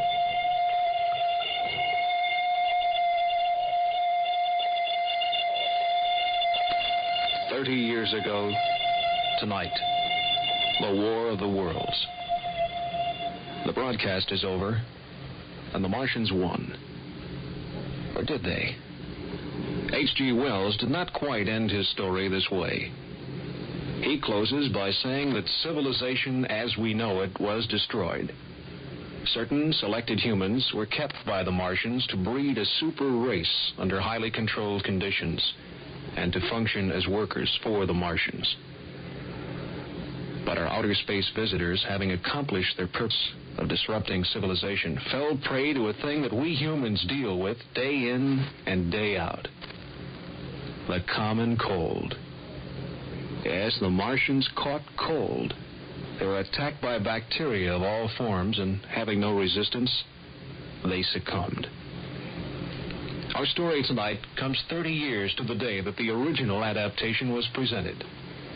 We hope now that you have some idea of what caused panic to sweep the nation that fateful night 30 years ago. 30 years ago. We've grown much more since that time. Our scientific knowledge has opened new vistas for mankind, and yet, tonight we presented a picture of complete and utter chaos. It was a play, and you all knew it was a play. But you must have been wondering as you listened, what would I do if it were really happening? Think about it. The War of the Worlds has been brought to you tonight in part by One Stop Tape Center, 1133 Main Street, and AM&A Shoe Departments, downtown, and all suburban stores. Tonight's presentation of the War of the Worlds was prepared for broadcast at this time by WKBW Radio News and Special Events. Our thanks to the combined staffs of WKBW Radio News and Television. Newsmen portrayed themselves in this dramatization. The War of the Worlds was adapted for broadcast and produced by Jefferson Kay. Directed by Dan Kriegler. This is Dan Everett speaking. This has been a Capital Cities Broadcasting presentation.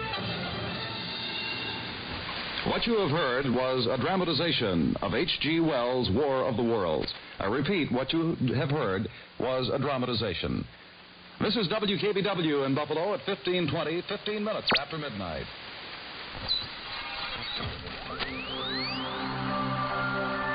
This is Ion Radio.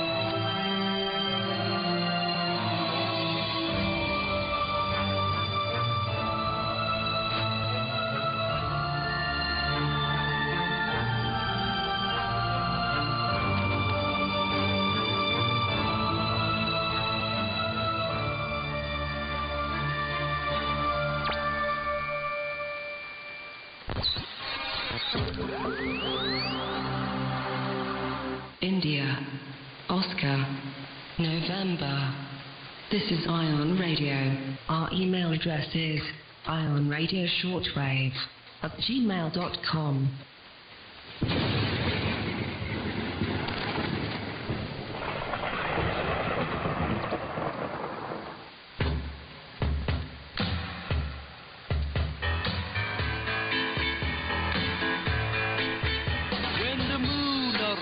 In the western sky, and the vampires are out on the sly. At times they have trouble finding necks to bite. That's why I concocted my new delight, my riboflavin flavored, non-carbonated, polyunsaturated blood.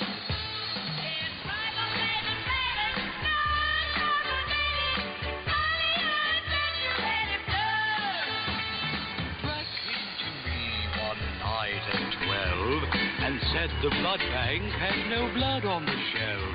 I exclaimed, don't fret, I'll give you a fix of my newly regenerated mix.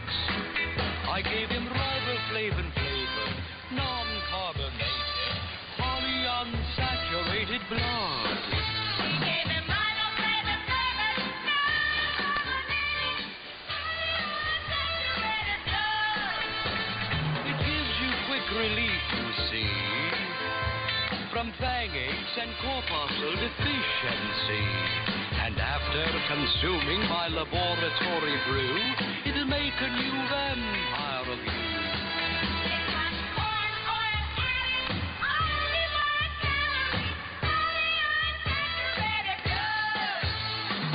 Drac enjoyed my brew without a hitch. Now he's one of those who'd rather fight than switch. If you're biting more necks, enjoying it less, try my new non-carbonated mess. My riboflavin flavored, non-carbonated, polyunsaturated blood.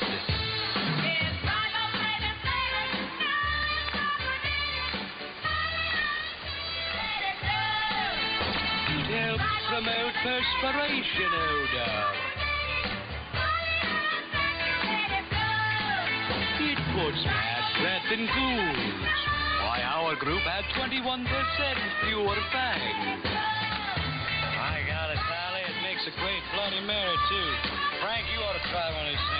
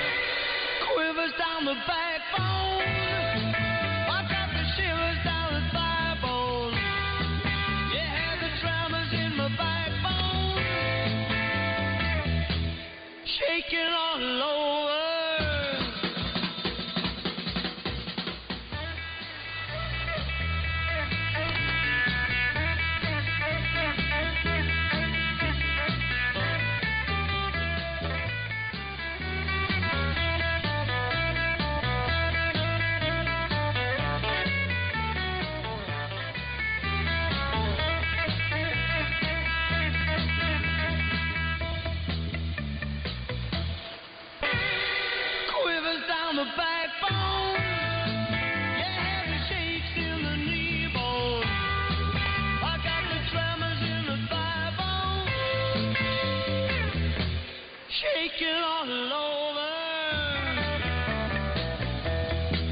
Well, you made me shake it, and I like it, baby. Well, you made me shake it.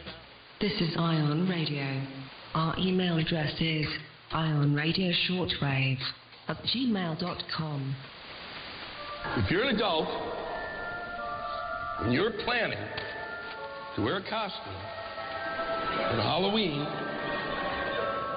don't. It's not an adult holiday. It's a holiday for children. That's who it's for.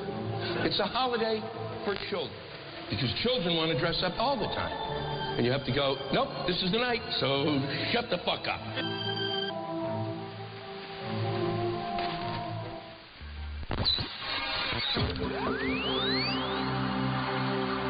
India, Oscar, November. This is Ion.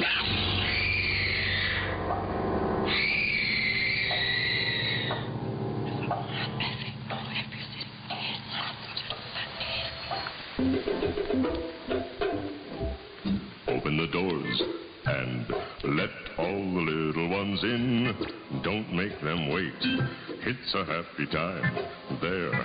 After today is Children's Day at the mall. Look at the smiles and red rosy cheeks. Here they come right through the gate. Hear the sound of joyous laughter. Today is Children's Day at the morgue. I love to see them at play, but it moves me to tears. Have to be sure that they don't take away souvenirs. The little dears. There will be ice cream, candy, and cake and balloons. Don't you be late. Come along and bring the family. Today is Children's Day at the morgue.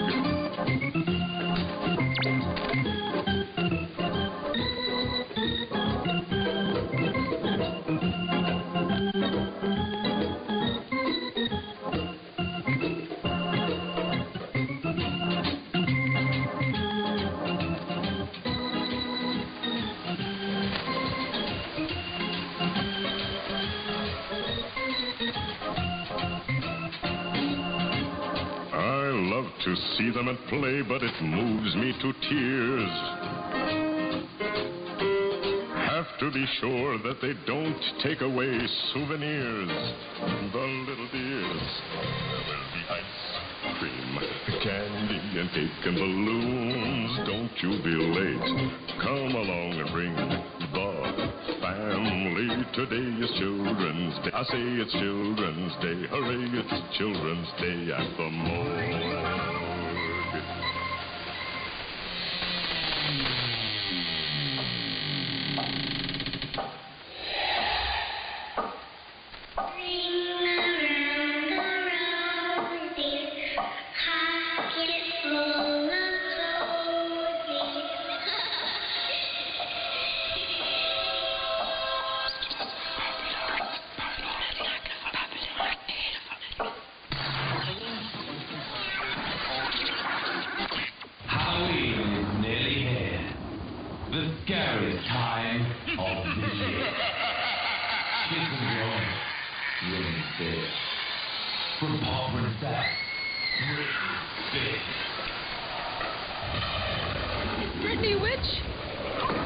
Darkness falls across the land.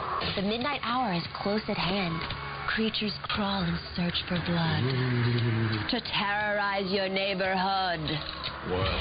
And whosoever shall be found without the soul for getting down must stand and face the hounds of hell and rot inside a corpse's shell. It's Brittany Witch. The foulest drink is in the air. The funk of 40,000 years.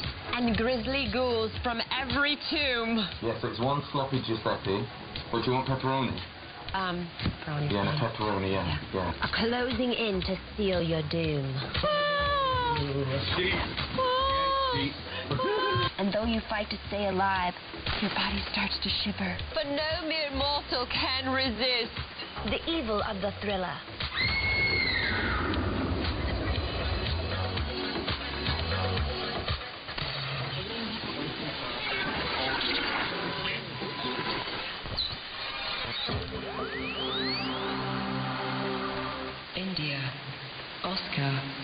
November. This is Ion Radio. Our email address is ionradioshortwave@gmail.com.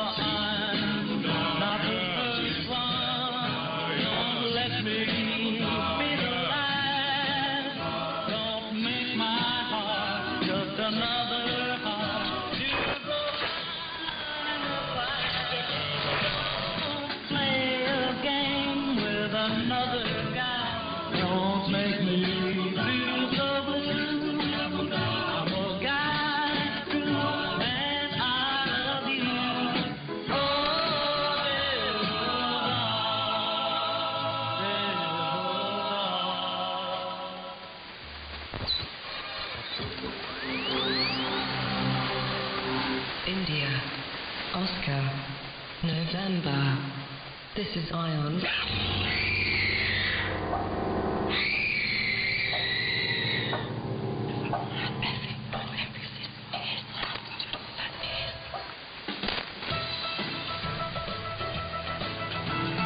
Dead leaves, seaweed, rotten eggs too.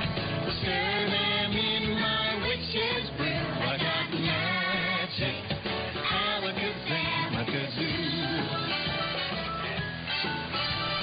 Spiderweb, moldy red, mucky mud too.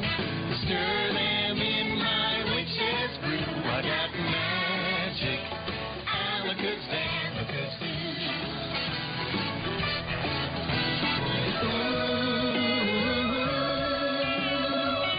my witch's brew.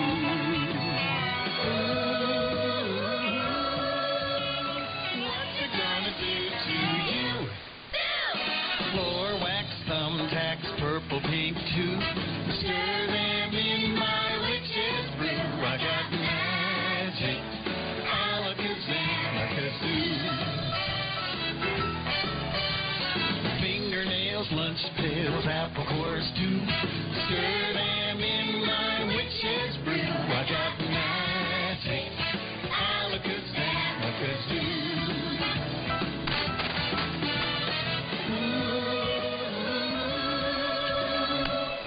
my witch's brew.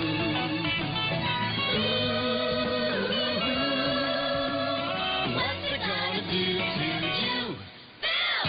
Wrinkles, prunes, mushrooms, motor oil too. Stir them in my witch's brew. I got magic, alakazam, yeah, yeah, I got magic, alakazam,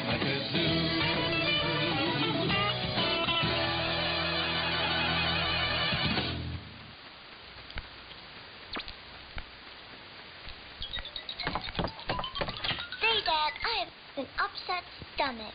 I've got just the thing. Dr. Whitaker's Larded Atoms. Dr. Whitaker's Larded Atoms combine the smooth, pleasing flavor of lard with the soothing qualities brought to us through science. It smells funny. That's our special ingredient, uranium, the scent of the powerful atom. It's strong, but that's how you know it's working. Feeling better yet, sweetheart? Sure am. Thanks, Dad. Don't thank me. Thank science. Dr. Whitaker's Larded Atoms in 5 or 10-ounce bottles at your local grocer.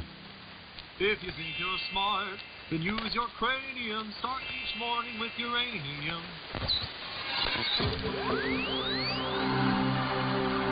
This is Ion Radio. Our email address is ionradioshortwave@gmail.com.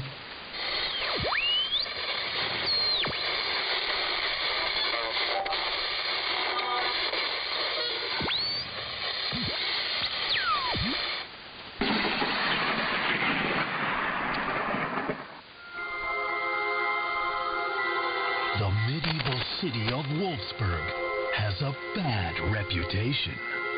First, it was the zombies.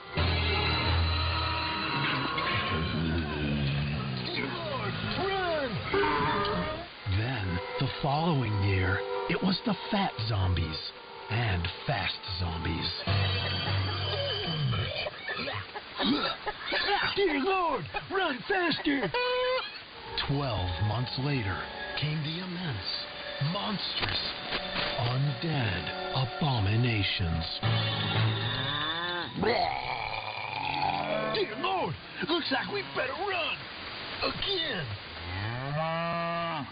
4 more seasons in brought the arrival of the dreaded undead wolves.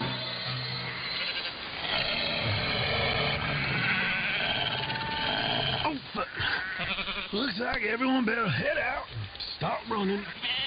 And this year, it's about to get a whole lot worse when the wolf abomination comes to town.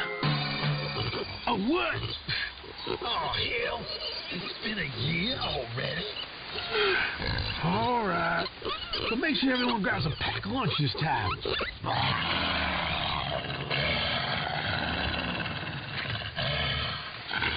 Hammer and Anvil Films is proud to present the most shocking form of horror ever captured on celluloid. Or so we hope. Plague of the Wolf Abomination. It'll hunt you down like the worthless prey you are. Plague of the Wolf Abomination.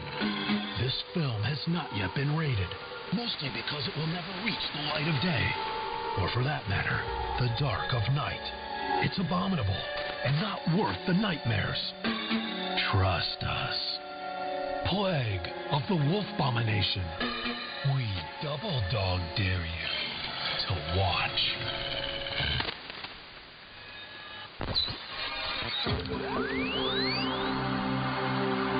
This is Ion Radio.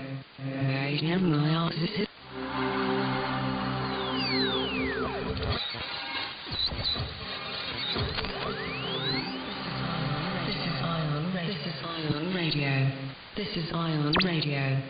Ooh, ee, ooh, ah, ah, ting, tang, walla, walla, bang, bang. Ooh, ee, ooh, ah, ah, ting, tang, walla, walla, bang, bang. Ooh, ee, ooh, ah, ah, ting, tang, walla, walla, bang, bang. Ooh, ee, ooh, ah, ah, ting, tang, walla, walla, bang, bang. Do, do, do, do, do, do, do.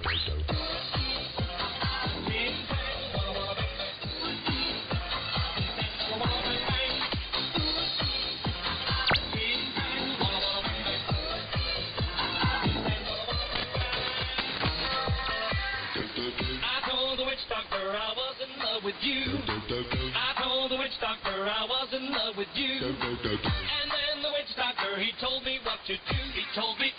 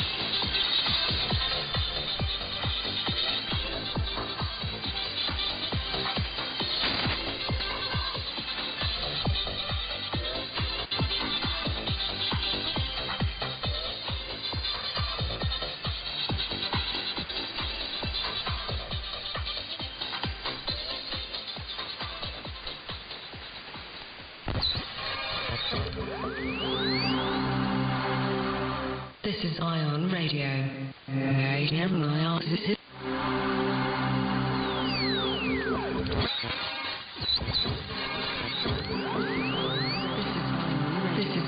This is Ion Radio. The Raven. Once upon a midnight dreary. While I pondered, weak and weary, over many a quaint and curious volume of forgotten lore, while I nodded, nearly napping, suddenly came a tapping, as of someone gently rapping at my chamber door. There's some visitor. I muttered, tapping at my chamber door. Only this and nothing more. Ah, distinctly I remember. It was in the bleak December, and each separate dying ember wrought its ghost upon the floor. Eagerly I wished the morrow. Vainly I had sought to borrow from my books a cease of sorrow. Sorrow for the lost Lenore. Oh, Lenore. For the rare and radiant maiden whom the angels name Lenore, nameless here forevermore. And the silken, sad, uncertain rustling of each purple curtain thrilled me, filled me with fantastic terrors never felt before. So that now, to still the beating of my heart, I stood repeating, "'Tis a visitor entreating entrance at my chamber door. This it is, and nothing more." Presently my soul grew stronger, hesitating then no longer. "Sir," said I, "or madam, truly your forgiveness I implore. But the fact is I was napping, and so gently you came rapping, and so faintly you came tapping at my chamber door that I scarce was sure I heard you." Here I opened wide the door. Darkness there, and nothing more. Back into the chamber turning, all my soul within me burning. Soon again I heard a tapping, something louder than before. "Surely," said I. "Surely that is something at my window lattice. Let me see then what thereat is, and this mystery explore." Opened here I flung the shutter, when with many a flirt and flutter, in there stepped a stately raven of the saintly days of yore. Not the least obeisance made he, not a minute stopped or stayed he, but with mien of lord or lady, perched above my chamber door, perched upon a bust of Pallas just above my chamber door, perched and sat, and nothing more. "Though thy crest be shorn and shaven, thou," I said, "adjourn, O craven, ghastly, grim, and ancient raven, wandering from the nightly shore. Tell me what thy lordly name is on the night's Plutonian shore." Quoth the raven,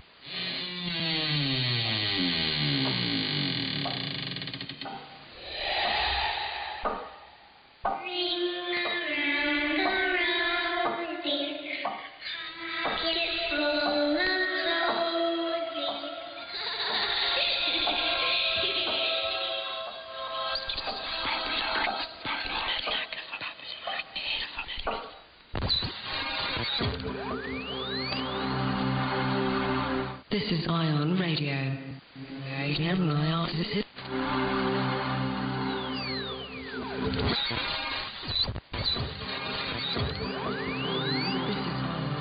Ion Radio. This is Ion Radio.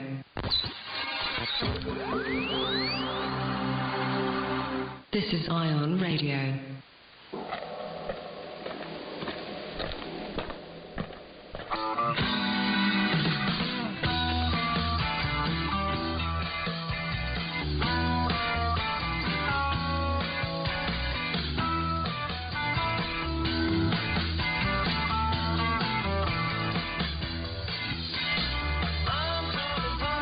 It's almost Halloween.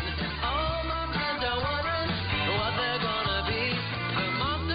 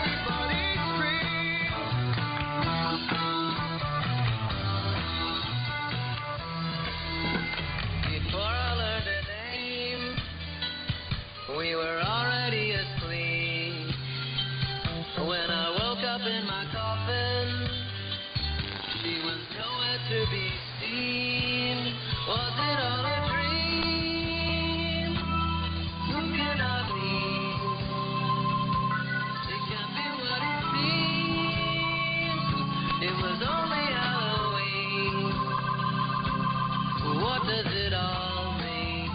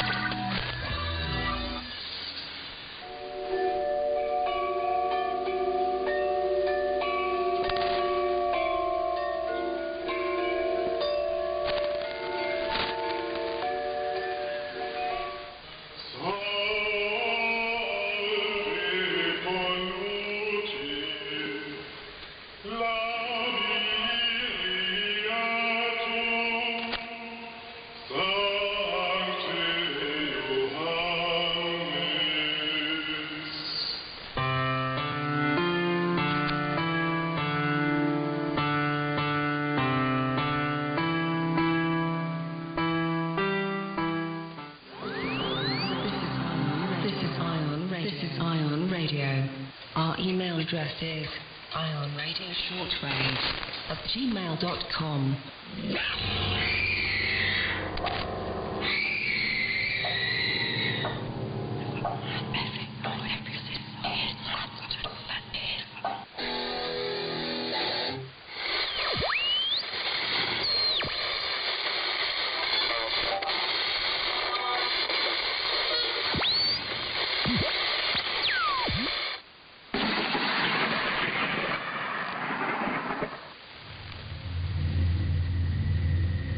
Sleepy hamlet just outside the borders of Silvery Moon. Tradition and everyday life are one and the same for the common villager. Let's fetch another pail of water. There'll be no rest until the last of these horseshoes that were commissioned are finished. Aye, Father. And true love is a commodity, as rare as it is cherished. I adore you with all my heart, Sylvia. Do you hear me? All my heart. But sometimes the twist of fate can be cruel. Thomas, when your mother died shortly after your birth, I was devastated. I felt responsible. And I would just hate to see a burden before you at such a young age. Is it that you don't approve of her? Of course not. Sylvia's a fine girl. And all the more reason I say this. All I ask is you wait 4 or 5 more years until you've fully shed the spark of youth and grown into a man. It would be for the best. But next week I'll be 18 already. I won't wait to make her mine. And ancient curses can befall a new generation. What do you mean you feel strange? How? It's hard to describe, sir, but it worries me sometimes. It feels like my blood is boiling. Where the sins of the forefathers bedevil the innocence of the bloodline. Sylvia! No! Get out of here!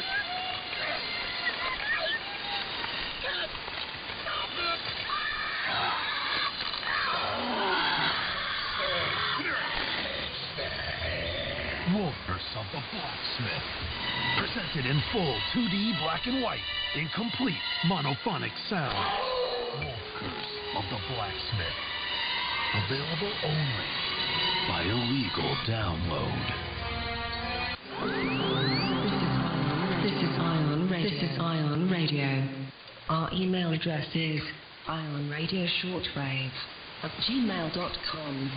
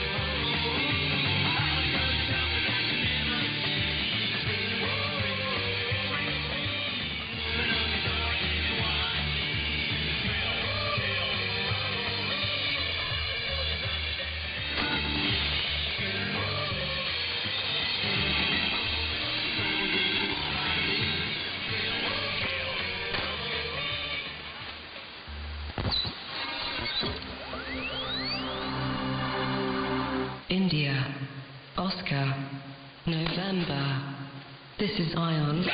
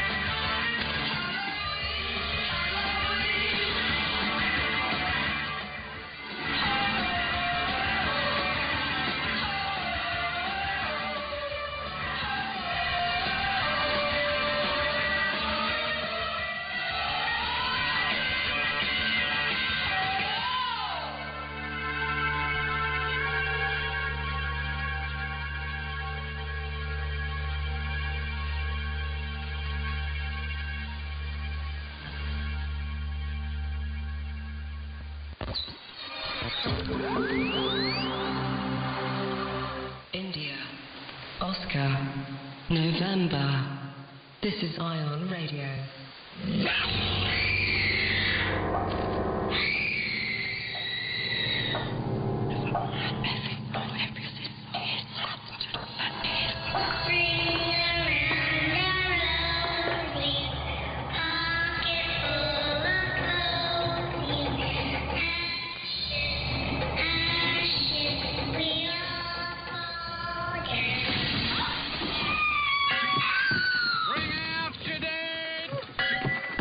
Bring out your dead!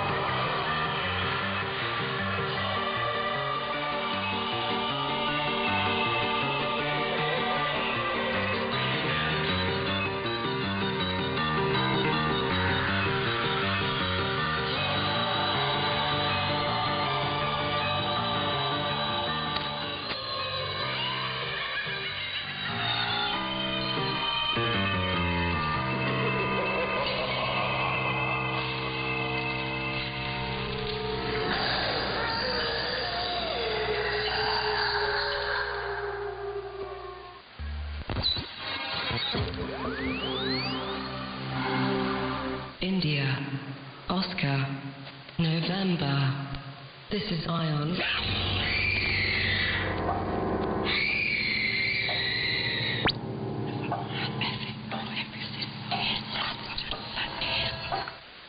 If you're just joining us, we're getting reports of the undead coming back to life. We're being told by authorities that the only thing keeping people safe is being securely locked inside a new or pre-owned automobile from Big Rock Dodge. Zombies are not attacking any vehicles originating from the lot of Big Rock Dodge. For your safety, it is advised that you purchase a vehicle from Big Rock Dodge, Highway 16 in Hinton. Good night and good luck.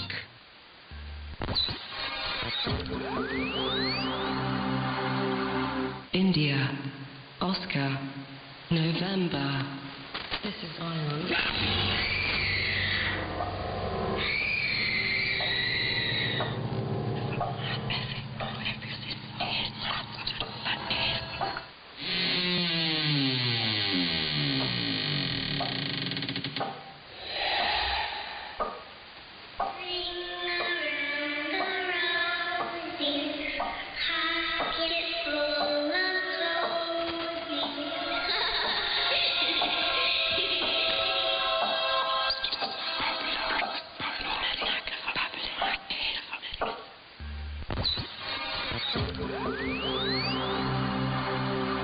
India, Oscar, November.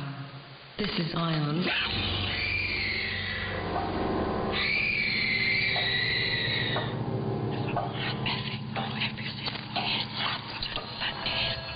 Our email address is ionradioshortwave@gmail.com.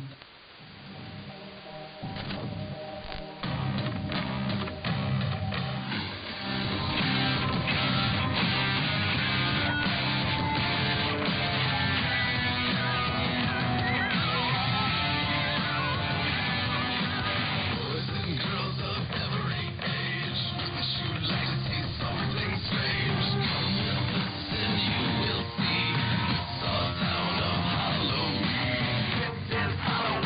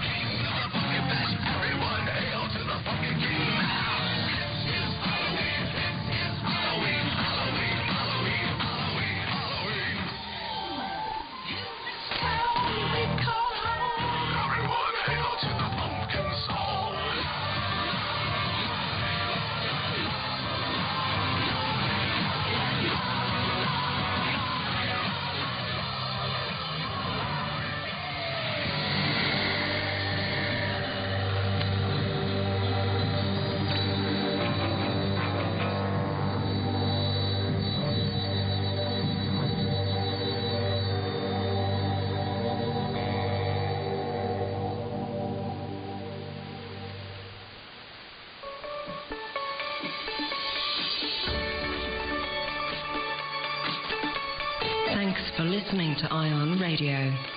Our email address is ionradioshortwave@gmail.com. Your reception reports are always appreciated.